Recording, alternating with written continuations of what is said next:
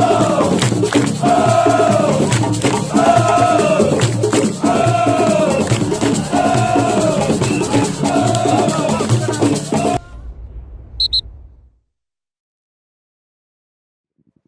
m'appelle Afif Zorgui, je suis reporter de beIN Sport MENA.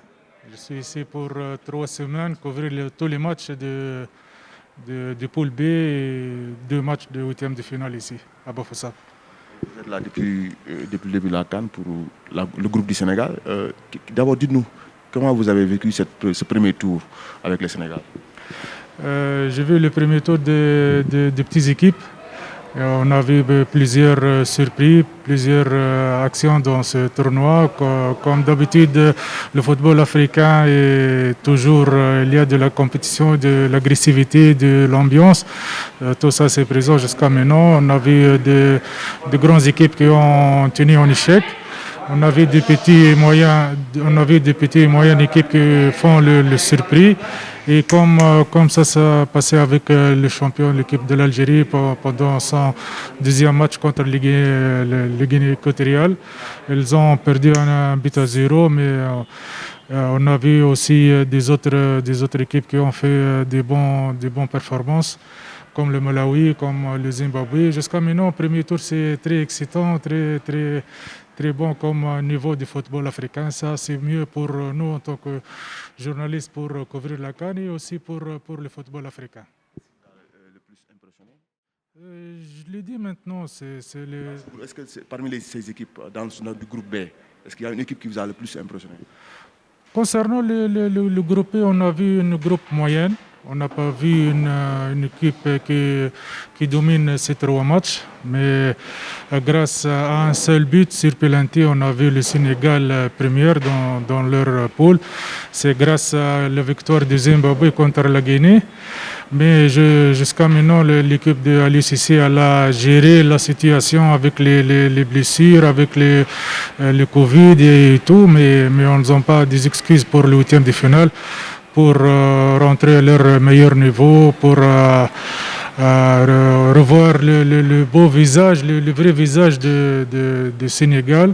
En attendant, je pense que pour ces 3 ou 4 ou 5 jours de repos pour l'équipe du Sénégal, ce n'était pas des jours de repos, mais je pense que c'était quelques jours de beaucoup de travail, beaucoup de stress, beaucoup de concentration. Et je sais bien que Aliou Cissé, avec cette équipe-là, ces joueurs-là, va gérer tout et va rentrer beaucoup plus fort. La cohérence, je pense que les joueurs rentrant comme Edouard Mendy, comme Khalidou Koulibaly, n'ont pas joué un match depuis peut-être un mois ou plus un mois. C'est un match comme, entre guillemets, on peut dire que comme le 3e match de premier tour, c'est un match amical, c'est un match test. Pour avoir le rythme de l'équipe, c'est bien fait, c'est un choix tactique pour avoir le vrai visage au huitième de finale. Contre le Cap-Vert, ça sera un match décisif, un match final. L'équipe du Sénégal, elle va... maintenant, c'est le plus important, c'est gagner les matchs. C'est pas pour jouer. Jouer avec les points... Comment gagner? Il faut marquer du but. C'est ça le problème qu'il faut aller essayer le gérer sur le plan tactique, sur l'attaque, spécialement l'équipe du Sénégal.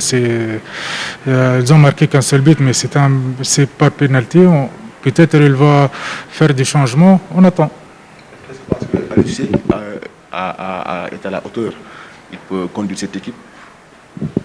Oui, on ne peut pas dire que Aliou Cissé n'était pas à l'auteur. C'est un grand joueur, c'est un grand nom dans le football africain. Je pense qu'Aliou Cissé il apporte sur les épaules un gros stress. Il faut pousser jusqu'au bout. Il faut avoir aidé l'équipe du Sénégal. C'est mieux pour les Sénégalais, pour le football africain. Et pour nous, en tant que journalistes, c'est pas toujours on travaille avec les grands noms comme Sadio Mané, Cheikhou Kouyaté, Khalidou Koulibaly, Pape Matar Sarr. Ils sont des stars. Il y a beaucoup de stress et on va gérer la situation jusqu'au bout. Et je pense qu'Aliou Cissé est capable de faire plus que mieux que le premier tour. Jusqu'à maintenant, après le premier tour, je pense que l'équipe de Cameroun, elle est bien maîtrisé les matchs avec 2 victoires et un match nul. Je pense aussi que l'équipe de Côte d'Ivoire aussi, ils ont de grands noms de l'équipe et ils jouent avec collectif. tout ensemble. Et aussi l'équipe de Nigeria peut-être fait mieux que les premiers tours. Au niveau de votre couverture, comment se passe la couverture de la CAN? Est-ce que vous avez rencontré des difficultés depuis que vous êtes là?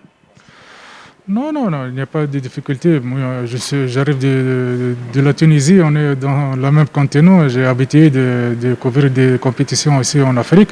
C'est notre continent, c'est notre bel continent. Il faut accepter les conditions et pousser le Cameroun jusqu'au bout pour valoriser ce tournoi-là. C'est pas facile d'accueillir une compétition après 50 ans. 50 ans, c'est trop pour le Cameroun, mais maintenant, jusqu'à maintenant, ça passe bien et en espérant mieux pour le prochain.